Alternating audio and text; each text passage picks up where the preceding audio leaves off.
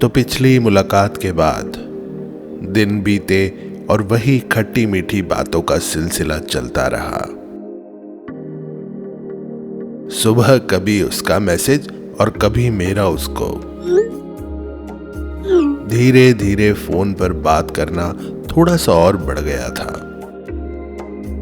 एक दिन मेरी उसी दोस्त का फोन आया था जिसके ऑफिस में शाजिया और मेरी पहली मुलाकात हुई थी।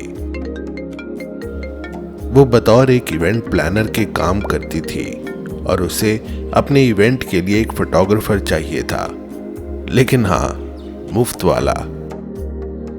तो किसी और से कहने की जगह मैंने ही अपनी दोस्त को हाँ बोल दी, क्योंकि थोड़ी बहुत फोटोग्राफी में मैं भी रुचि रखता था और इवेंट वैसे भी संडे के दिन था, तो मेरे ऑफिस की भी छुट्टी थी।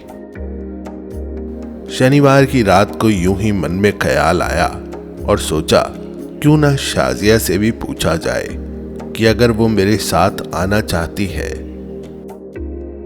बस फिर क्या था, टाइप किया मैसेज और रिप्लाई आया चौंकाने वाला। उसने कहा ठीक है, हम दोनों संडे को साथ में चलेंगे।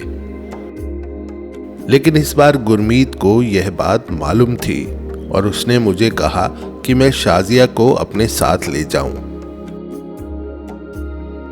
हमेशा की तरह सुबह सुबह मैं फिर हुआ तैयार और वक्त से पहले निकल गया। इवेंट शुरू होना था तकरीबन 12:30 बजे, लेकिन मैं शाजिया को पिक करने पहुंच गया सुबह के 9 बजे। इवेंट के टाइमिंग शाजिया को भी मालूम थे, लेकिन हमने कुछ वक्त निकाला था सुबह के नाश्ते के लिए। गुरमीत हर समय फोन पर टच में था। बार बार हमने उसे आने के लिए कहा था, लेकिन वो मना करता रहा। शाजिया इस बात से काफी दुखी थी कि बार बार बुलाने पर भी गुरमीत नहीं आ रहा। मुझे कुछ समय के बाद पता चला था कि शाजिया और गुरमीत के बीच में एक रिश्ता है जो रिश्तों से भी ऊपर था। आखिरकार कुछ वक्त नाश्ते पर गुजारने के बाद हम निकल पड़े अपने दोस्त के इवेंट पर। लेकिन रास्ते भर शाजिया की आंखें कुछ नम सी थी और वो शायद गुरमीत के ना आने की वजह से थी। जैसे तैसे हम पहुंच गए और अपनी दोस्त से मिलने के बाद कुछ देर हम नजदीकी कैफेटेरिया में बैठे रहे और मेरे फोन पर गुरमीत का फोन आया।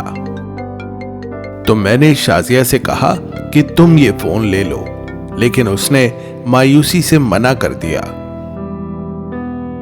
फिर मैंने वो फोन उठाया और गुरमीत ने मुझसे कहा कि वो इवेंट वाली जगह के गेट पर पहुंच गया है।